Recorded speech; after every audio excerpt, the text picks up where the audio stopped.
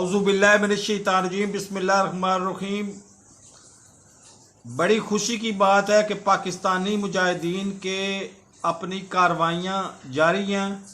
आज फिर खबर मिली है मुझे, अभी मैं वीडियो एडिट कर रहा था बारिश के मंजर की, लेकिन उसके दौरान ही खबर मिली है मुझे, तो मैंने ज़रूरी समझा कि आपको मुजाहिदीन के कारनामों से आगाह करते चलें कि आज थाना सतो कतला में, लाहौर का थाना है सतो कतला, उसमें एक लड़की को बुलाया गया किसी और शहर से और उसके साथ वादा एक बंदे ने किया था, लेकिन उसको ले जाया गया होटल में और वहाँ पे 3 मुजाहिदीन ने मिल के उसके साथ ज़्यादती की।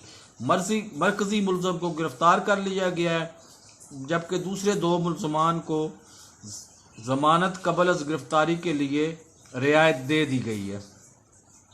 तो ये है ताज़ा तरीन सूरत हाल। आगे कार्रवाई यूँ ही कोई अगर बढ़ेगी, पहली तो बात है बढ़ती कोई नहीं है इधर कार्रवाई, तो आपको सूरत हाल से आगाह करते रहेंगे। मेरे इस चैनल को सब्सक्राइब करें, साथ लगे बेल आइकन को दबा के ऑल नोटिफिकेशन को ऑन कर दें, ताकि हर नई आने वाली मेरी चीखो पुकार आप तक पहुंचती रहे। अल्लाह हाफिज़।